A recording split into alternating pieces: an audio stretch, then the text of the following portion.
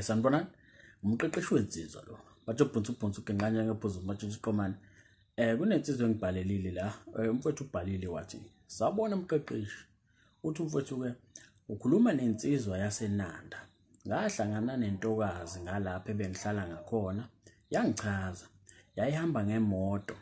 Ngayincokolisa, ngacela ukuthi ngiyigezele imoto mhla yathola isikhathi." Mfowethu mangathiwa nje ngiyakubuza ukuthi yindaba wakhetha ukumgezela imoto lo muntu lo. Yindaba wamcela nje ukumgezela imoto. Yabo, mangathi udlala phansi nje nawe kufanele ungiphendule. Ungangiphendula uthini? Yabona mangabe wenza kanje, usukuthenga intombazane. Usukufana nomuntu olithengayo uthando la intombazane. Of which into engeyinhle leyo, yabona. So kuphi ukuzihlonipha ke? Mangathiwa ngiyakubuza, kuphi ukuzihlonipha kulesenzo sakho? Lo muntu uyamfuna kodwa manje uyavolunteer ukuthi ngifuna ukumgezela imoto. Uzokuhlonipha kanjani? Yabo. Yabona lesenzo sakho siyafana nomuntu ethi esanda kuthola nje inamba yentombazane, bethi basanda kuhlangana. Usayithengela amalunch, usayithengela usayiphi imali, usayithengela imbali, usayithengela ochocolate. Lo muntu usuke ayithenga intombazane. It's like a bribery. Uyayibribe ukuthi athandane naye, yabona. Ngoba into ebuhlungu into ezokwenzeka, leyo ntombazane izothola leso sithombe phela sokuthi hayi wena unemali unani njengoba uthenga kanje. Uthola ukuthi ayikuthanda. So kodwa ngenxa yokuthi wenza lezenzo lezi igcina isidonseka kulezo zenzo zakho. Igcina isithandana nawe. Kodwa hayi ngoba ithanda wena, ithanda lokho okuvezile kuyona oyinunisela ngakho. So wena emva kwesikhathi uthola bese uyahluleka ukuqhubeka kulento obuyenza bese niyahlukana. Yabo. So musu kuyenza leyo nto into engalungile, yabona. So lesenzo sakho mfowethu isenzo lesi esingasihle and ukhombisile la ukuthi awuzihloniphi. Mangabe nje uthi ngicela ukukuwashela imoto kodwa lo muntu uyamfuna. Even if ngathiwa usamshela bese thena ngicela ungiwashela imoto ngenxa ukuthi mhlambe akufanele phela uye kanjalo ngenxa ukuthi mhlambe ngincengile ukuthi lo muntu nje angosami angiqome ngenza noma yini. Kahle kahle uveza lokho ukuthi nje umwashela imoto wena ungenza noma yini ukuze aqome, yabona. Of which akusiyona into right leyo. Ngeke aze akuhloniphe mangabe uqhubha kanje. Next time ungaphindi uyenze into kanje. Isenzo lesi ekufanele nje kube ukuqala mhlambe mawuthi ubuqala. Kodwa nje ugcine ngaso ungaphindi usenze. Kodwa uthi umfowethu ke kwadlula izinsuku nje ezincane ngamwashela imoto yakhe. Wabonga kakhulu. Ngacela inamba yakhe. Sabe sesikhuluma ku WhatsApp nje kamnandi sashaya ama video call ehleli yedwa. Mangathiwa ngiyakubuza ucabanga uhlambe kade ayithi ufika moshela imoto.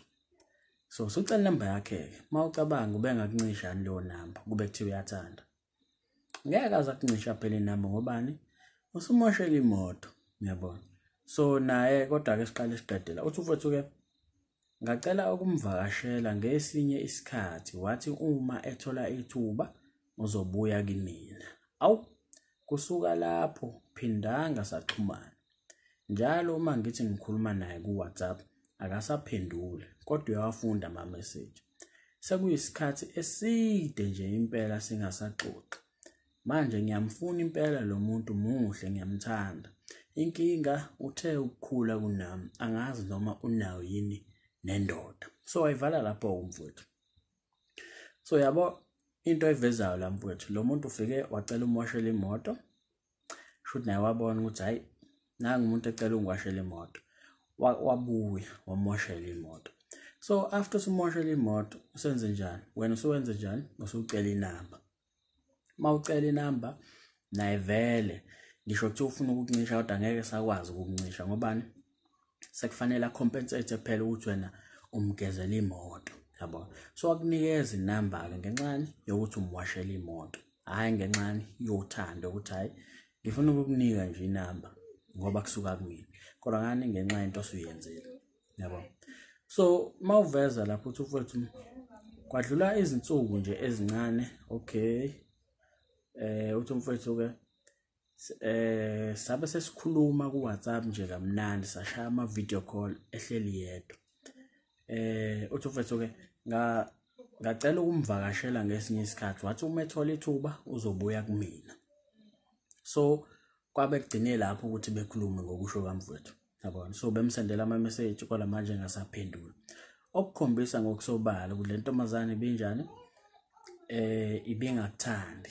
Alukho uthando belukhona wena nje uvolontiye ukuthi ufuna umgezela imoto, yabuye wamgezela imoto kodwa ibisafuna ukukhuluma nawe nje for leso sikhashana. Kodwa manje ngenxa yokuthi usuveze ukuthi kufanele kuhlangane, then inkinga yasuka lapho yabona, ngobani ayikuthandi. So that's why manje senze njani, usenda ama message ayikuphenduli, iyawafunda kodwa ingakuphendula yabo. Ngenxa yani kanti nje eqaleni kube nje uhlale ukhulume nayo, ngase ucela inamba nje obuyicele kade uqeda kumwashela imoto kodwa ungamwashelanga imoto. Obezokuhlonipha isibindi sakho mhlambe futhi indoda kanayo yabo. So isenzo sakho mfowethu ilahle nje eqaleni, lo muntu ngeke usamwina noma usuthanda yabona, ngeke usamwina. Uzibonela umfana nje ovolontiyayo ukuthi awashe imoto, ukabe kuphelile yabo. So next time mfowethu ungalenzi iphutha elikanje.